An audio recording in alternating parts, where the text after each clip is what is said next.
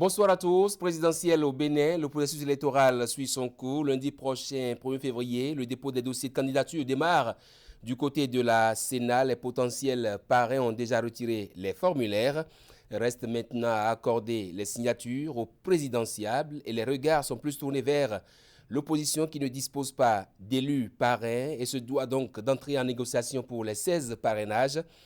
Côté Foscori.Bénin émergent, les choses semblent entrer dans l'ordre et faire place à l'optimisme. Le duo Djemba-Hunkpe pour porter l'étendard du parti. La paix semble dicter désormais sa loi aux leaders de cette formation politique, eux qui se doivent aussi de batailler dur pour se faire une place dans l'arène politique nationale et confirmer le statut de force politique de l'opposition. Quelle chance pour ce duo qui se retrouve face à l'écrasante majorité présidentielle et à l'aile dure de l'opposition. Du côté de la Sénat, le calendrier électoral se déroule comme prévu à quelques, faut-il le rappeler, 72 jours du 11 avril. L'heure est visiblement au dernier réglage. Les concertations se multiplient. Chaque partie prenante joue sa partition afin que tout se déroule dans la paix, la concorde et que ce rendez-vous soit festif. Processus électoral, quelle part active prendre pour une élection apaisée? Autour de moi sur ce plateau pour analyser les comportements des différents acteurs du processus. Bienvenue à Bassagan, bonsoir, bienvenue. Bonsoir, amis Bienvenue à vous. Merci beaucoup. J'aime bien dire bienvenue à bienvenue. Oui, exactement. Et Prudent Lasséou, bonsoir Prudent. Bonsoir. Bienvenue. Merci. La semaine, ça a été agréable. Le week-end s'annonce comment? Explosif. Ainsi donc s'annoncent les sujets du duel de ce soir. Voici les unes du jour.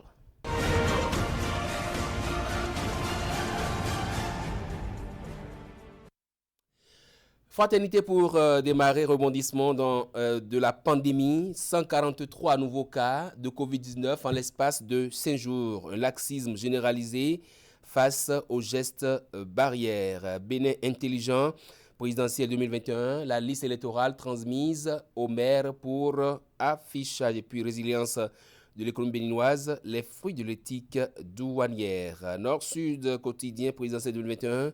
Le duo Djemba-Hunkpe fait consensus. Quotidien le meilleur. Présidentiel 2021, le duo Soumanou-Hunkpe validé par le BEN du parti Foscori pour un Bénin émergent. Et puis promotion de la bonne gouvernance au Bénin.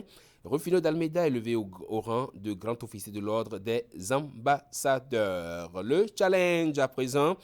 Appui à la réalisation des infrastructures par la BOAD, Kekome Ekwe devise sur l'avenir de la route au Bénin. Une prime au management performant du ministre des Travaux publics et des Transports. Matin libre à présent, voit vote électronique pour élection professionnelle. Des insuffisances pointées du doigt. On finit avec le soleil, avec soleil levant. Belle performance des douanes béninoises malgré Covid-19. Marcelin Laoroulou, les qualités managériales du DG Saka Boko et puis indice de perception de la corruption. Dans le monde, le Bénin perd 3 places. Fin de cette une des journaux, c'est parti pour le duel.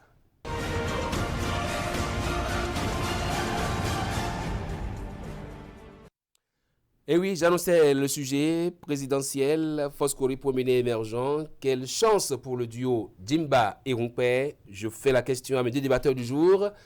Enfin, président, le consensus. Oui, on peut le dire parce que les Foscori pour un Bénin émergent depuis la dernière élection communale sont enclins, je vais dire, à un conflit de leadership, notamment en ce qui concerne la candidature ou la déclaration de candidature. Il y a eu des passes-d'âme entre plusieurs personnalités donc, de cette formation politique. Et aujourd'hui, on observe que le consensus a pu se faire autour quand même de Soumanou Djemba et Paul Hunkpe. Tout à fait. Et évidemment, le parti joue sa crédibilité, d'autant que elle s'est toujours réclamée une alternative donc, à la gouvernance actuelle, même si on sait qu'il y a eu, au lendemain de la réforme du système partisan un peu avant les législatives, une vague de départ, notamment des personnalités proches donc de l'ancien président et leader charismatique, on va dire président d'honneur des Foscori pour un Bénin émergent. Donc aujourd'hui, ce qui se fait donc, du côté donc, des hiérarques de ce parti politique-là rassure tout au moins leur base, d'autant qu'après les dernières élections communales, le parti a pu contrôler un certain nombre de mairies, ce n'est pas rien. Donc aujourd'hui, ce parti-là fera un nouveau test, je l'appelle comme ça va être un nouveau test, puisque à l'issue des dernières élections, les forces Kori pour un Bénin émergent sont la troisième force politique donc, du pays. On attend de voir si elles pourront, après cette élection-là, cette formation politique pourra justement se repositionner et faire de bons scores. Est-ce que c'est faux de conclure que désormais les divergences, les insultes sont désormais rangées au sein de la force Kori pour un Bénin émergent? On ne peut pas dire tout d'un coup que cela est résolu. Il faudrait le mettre de côté. Ce qu'il faudrait juste dire, c'est qu'aujourd'hui, on a vu que les divergences ont été aplanies pour la circonstance. Moi, en tout cas, c'est ce que je dis.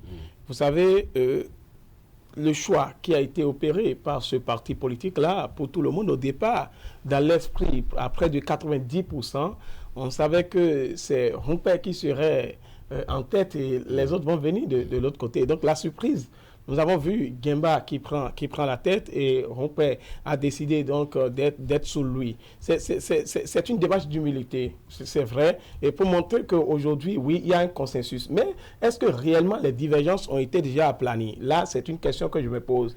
Il faudrait nécessairement qu'on s'entende, ne pas jouer à la politique de la chaise vide et ne pas participer aux élections comme d'aucuns l'auraient estimé dans ce parti politique-là, mais aller aux élections en s'entendant. Après les élections, on verra quand même ce qui pourrait se passer. Sinon, moi, je ne pense pas que jusqu'à aujourd'hui, les différentes opinions ou bien leurs divergences à trouver, je dirais, même solution. Il faudrait pas le dire définitivement. Pour vous, donc, ça veut dire que les élections sont là, l'élection présidentielle est là, on tête d'abord nos divergences et on va aux élections, quitte à revenir après. C'est votre lecture aussi?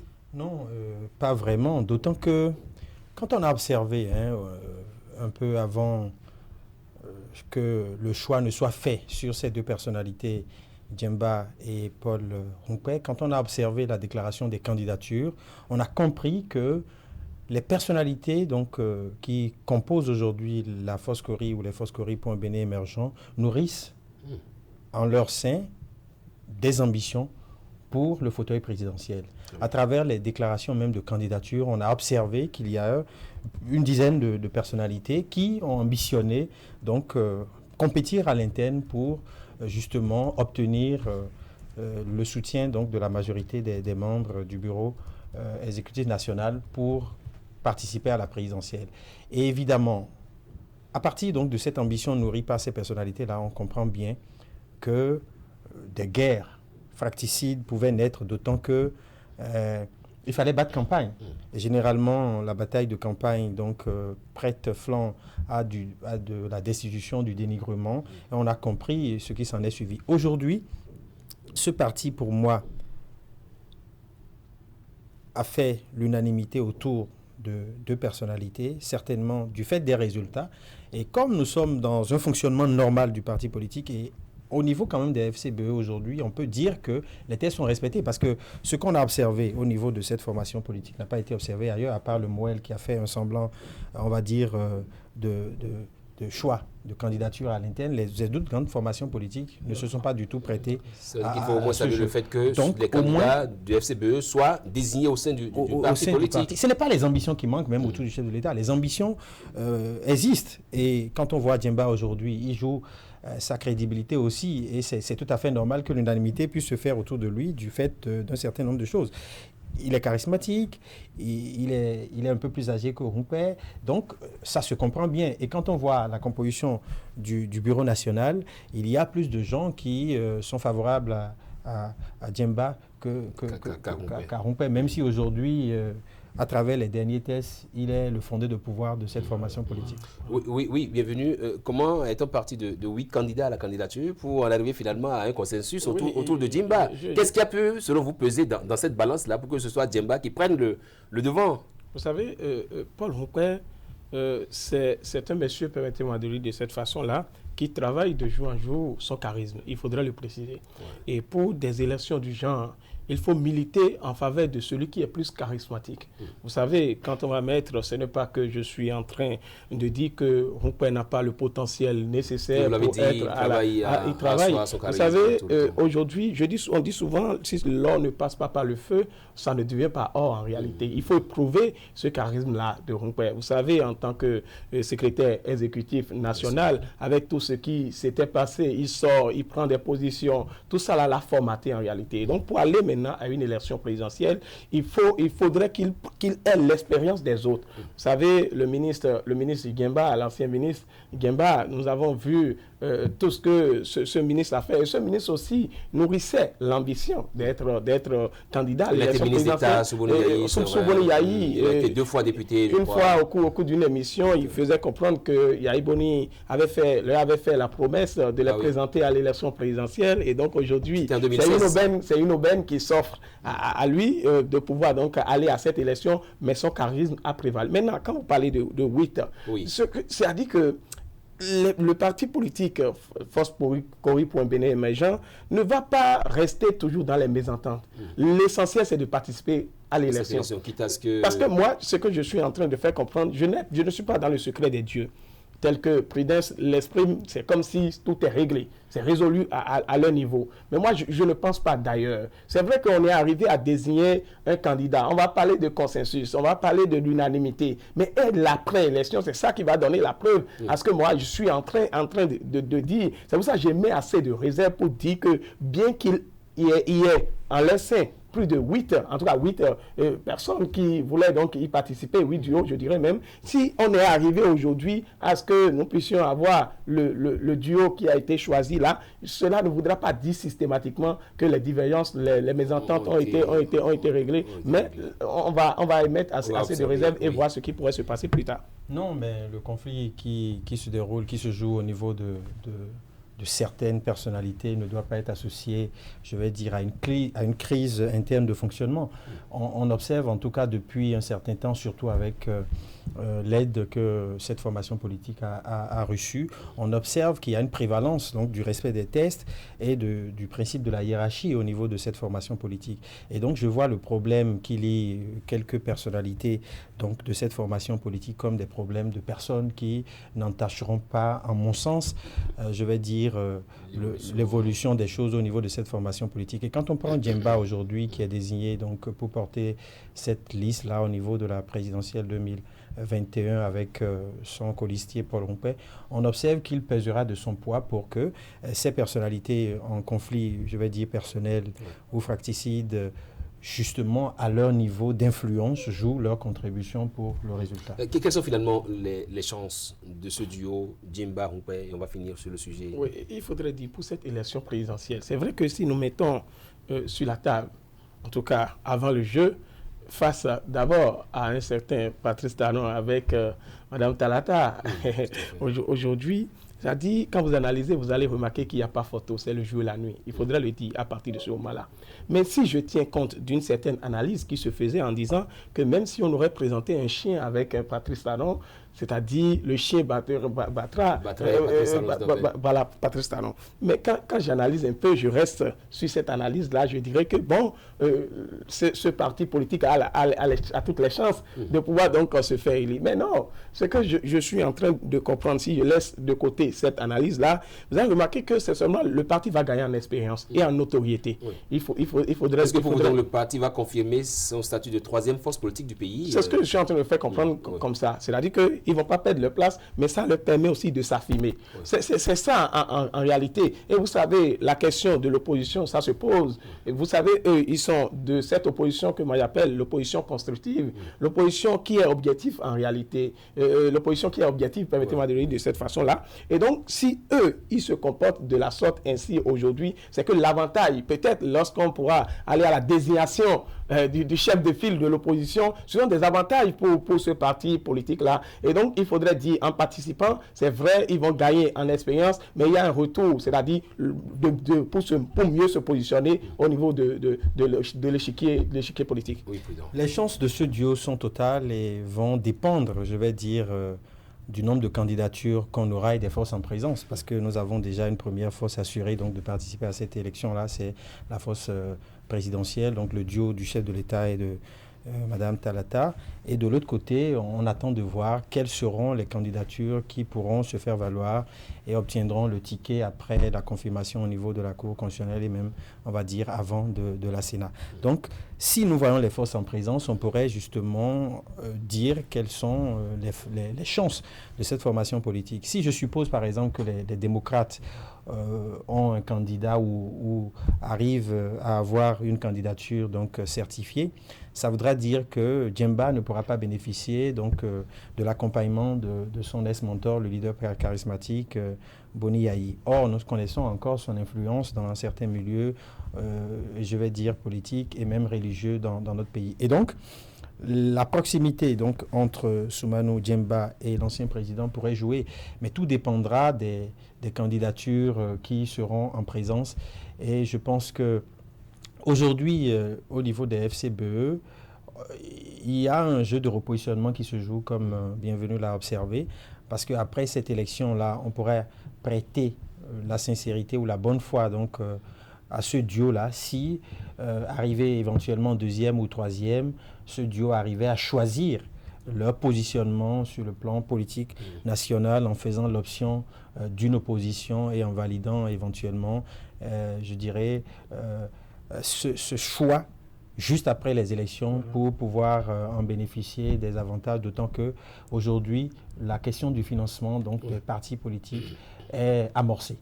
Oui, justement, je tiens cette question-là de votre raisonnement tout à l'heure. Il y en a qui pensent que le duo Djemba-Noupé aura à faire face également à cette opposition farouche que constituent Boni Yayi et les démocrates.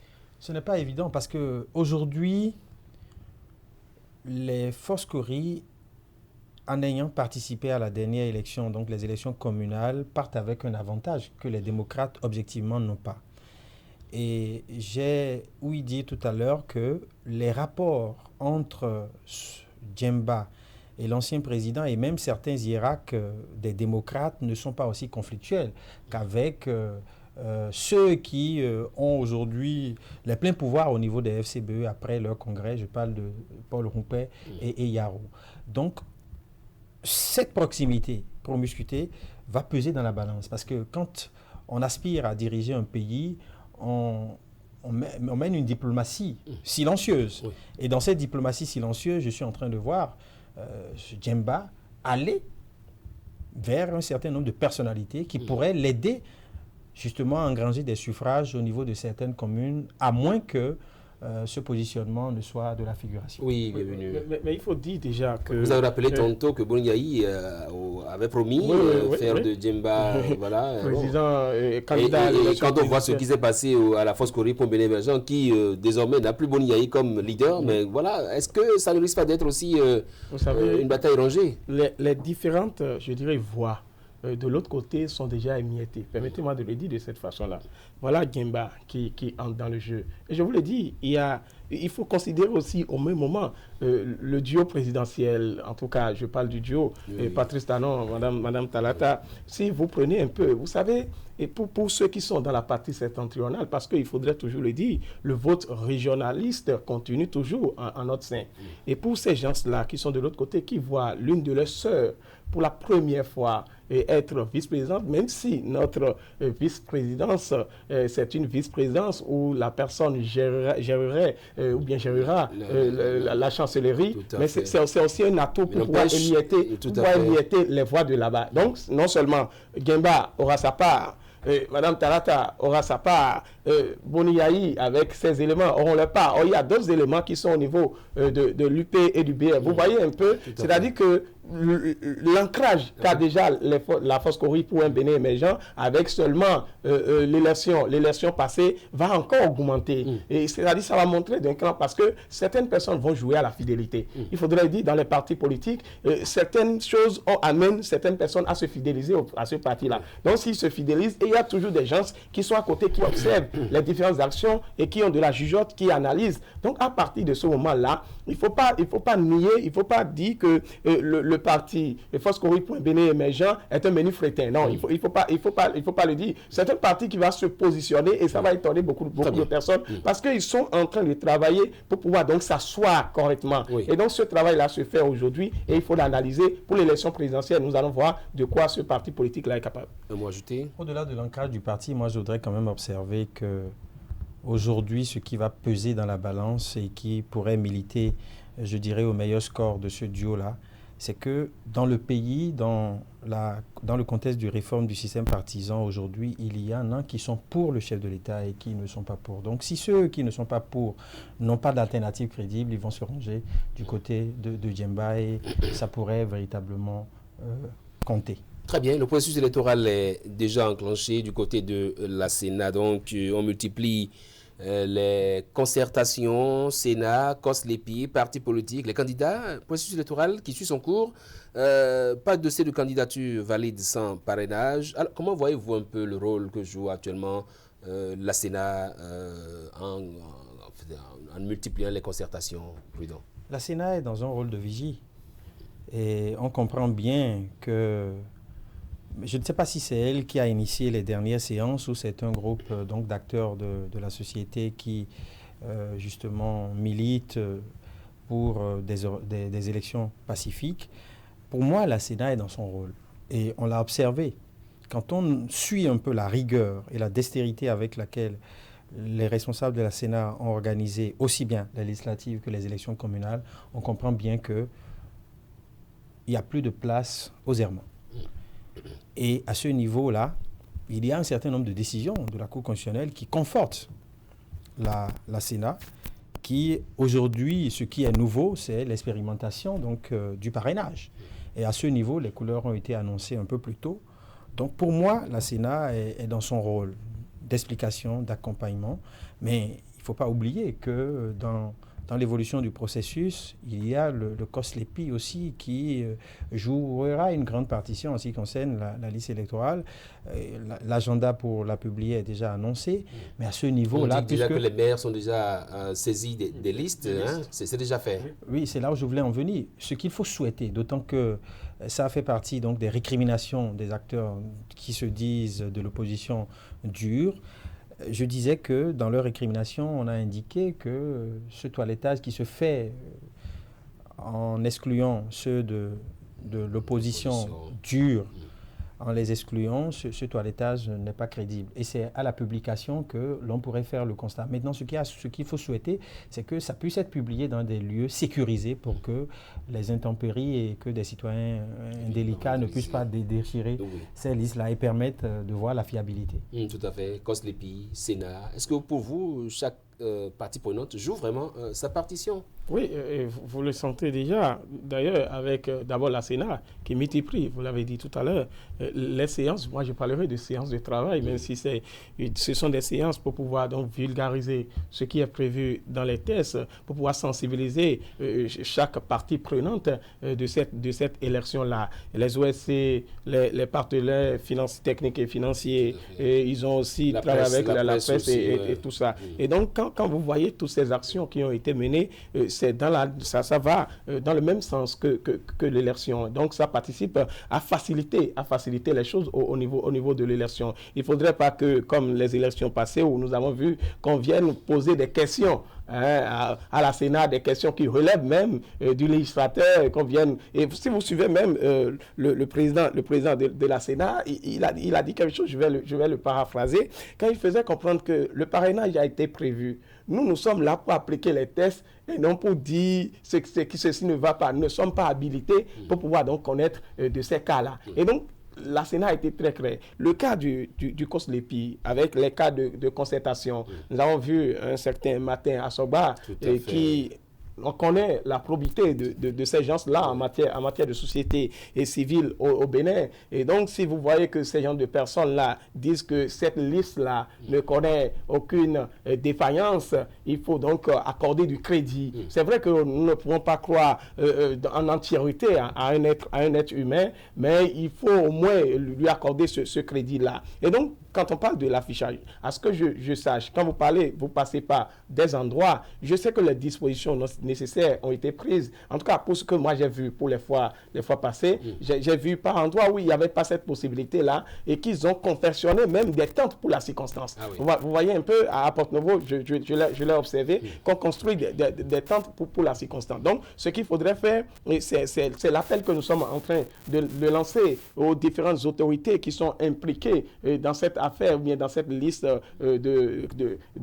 électorale là, de pouvoir donc travailler nécessaire pour que ceux qui se disent de la classe opposante puissent aller consulter si réellement il n'y a pas de magouille en la matière, parce que eux, dans leur suspicion, ils disent que la liste là n'est pas une liste fiable parce qu'eux aussi ne se retrouvent pas dans ce cercle-là, et vous savez comment les choses se sont passées pour qu'ils ne se retrouvent pas dans ce cercle-là. On va pas revenir sur ces événements malheureux, permettez-moi de le dire de cette façon-là. Et donc il faut y revenir. Il faudrait qu'on travaille là-dessus. Parlant de la Sénat, il y a eu dans la mi-journée la réception du livre d'or pour l'engagement des candidats à œuvrer pour la paix. Est-ce que pour vous, vraiment, c'est des actes à encourager?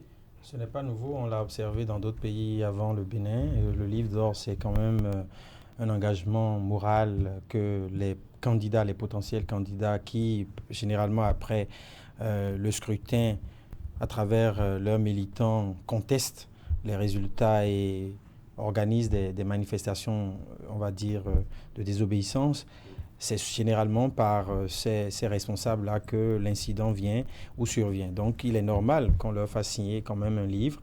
Et quand on voit aujourd'hui le contexte dans lequel nous sommes, où toutes les voix ne sont pas, on va dire, unanimes par rapport à l'issue donc de ce scrutin, certains se disent écartés ou exclus, il est normal quand même que ceux qui aujourd'hui pourront obtenir leur ticket, prennent des engagements aussi bien vis-à-vis de la Sénat que du peuple tout entier, puisque en définitive, c'est le peuple qui a le dernier mot. Mais je pense que nous n'avons pas une culture de la violence par ici au Bénin, même si on doit déplorer ce qui s'est passé les 1er mai de l'année 2019.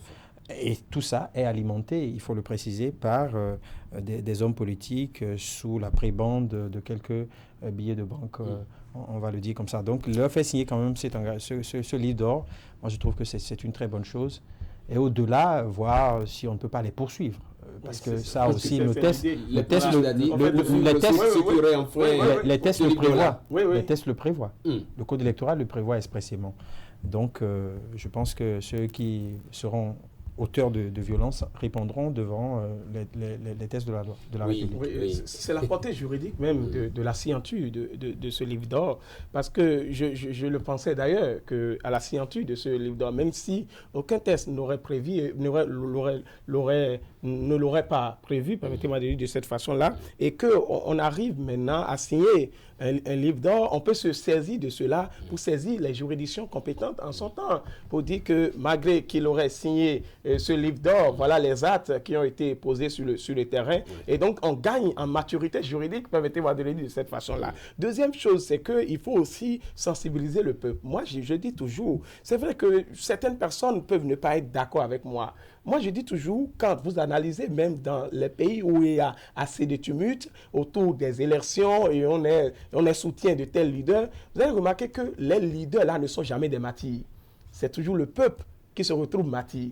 À partir de ce moment-là, il faudrait nécessairement qu'on réfléchisse en tant que peuple pour dire que ce n'est pas à coup de billets que nous allons nous mettre dans la rue pour quelqu'un. Or, nous ne défendons pas les choses avec notre conviction. Nous n'avons aucune idéologie. Notre idéologie est une idéologie monétaire. Et donc, à partir de ce moment-là, on se met dans les rues à cause de 1000 francs, à cause de 1500, qui ne peuvent même pas assurer l'avenir, votre avenir. À partir de ce moment, il faut gagner en maturité.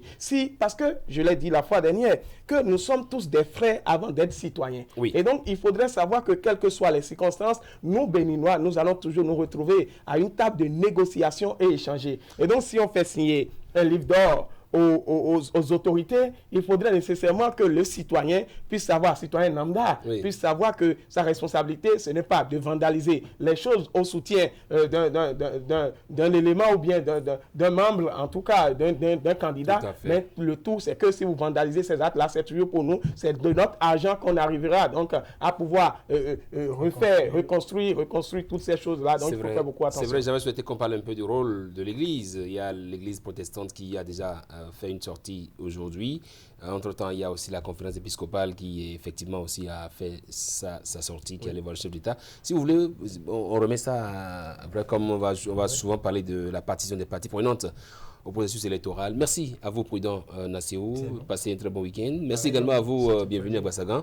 On se retrouve certainement lundi. De toute façon, la semaine prochaine, on est là pour décortiquer un peu l'actualité, que ce soit au plan politique ou sur d'autres plans. Merci. On suit le journal et on revient juste après.